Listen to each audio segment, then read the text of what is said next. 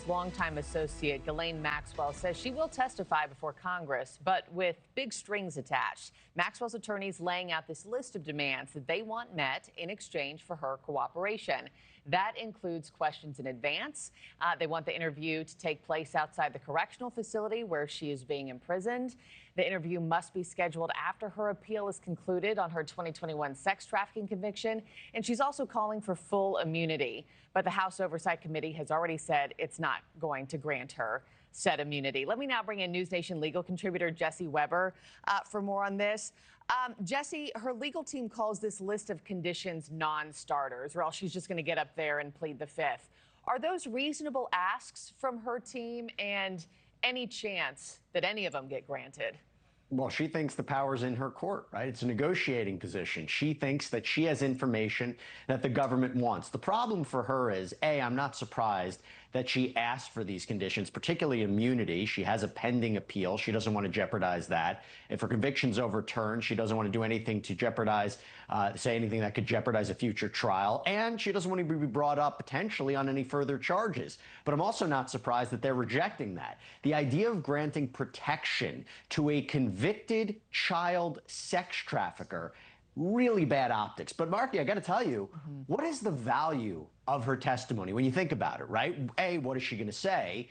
Is she credible? This is a woman who was charged with perjury at one point. Right. There is so much incentive here to provide certain kind of information, whether it's to get a benefit from from President Trump's administration or to say certain things that the government might want to hear. It's a problem in trying to understand if she's going to be a credible witness or not. Yeah, the House Oversight Committee, as I mentioned right off the top, has already hit back and said, you know, you're not going to get immunity. Is there anything else that Congress could come up with, or, you know, the DOJ could come up with that would be appealing to her instead? Well, I wonder if they limit her testimony that in a way that would limit her exposure. See, I don't know what the conversations are behind the scenes. I was on The Hill last night and I was talking to Blake about it. You know, what is the value of her coming out and saying, if really what Todd Blanche and what the administration really wants her to say is, I never observed President Trump involved with Jeffrey Epstein in any way. He had no, to my knowledge, he had no knowledge of anything that was going on. He had no knowledge of anything that I was accused of or what Jeffrey Epstein was accused of.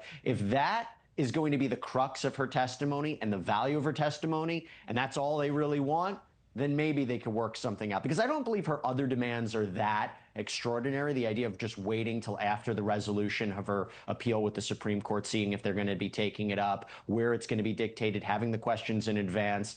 Some of those things they could work around. I think the immunity one is the real difficult one to work around. And as we know, I wanted to pick your brain about this too. Maxwell is appealing her conviction under a plea agreement that Jeffrey Epstein made, which shielded his co-conspirators from prosecution. Yet she was tried and convicted in 2021. Why didn't Epstein's plea deal protect her from prosecution?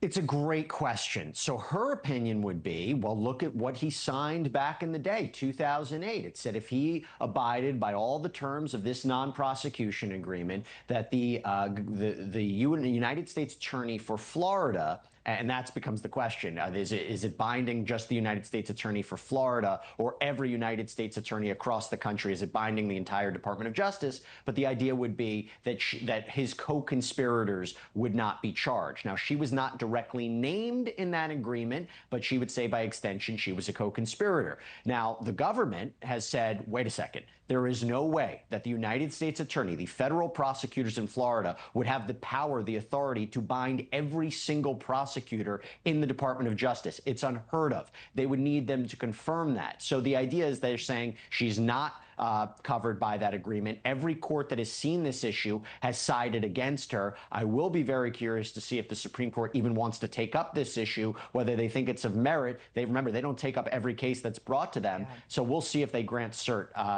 in the fall. And real quick, what do you make of President Trump's response this week in Scotland? You know, he was asked, you know, are you going to grant Ghislaine Maxwell a pardon? And you know, he just said, nobody's asked me of that. You know, it'd be inappropriate to talk about it right now.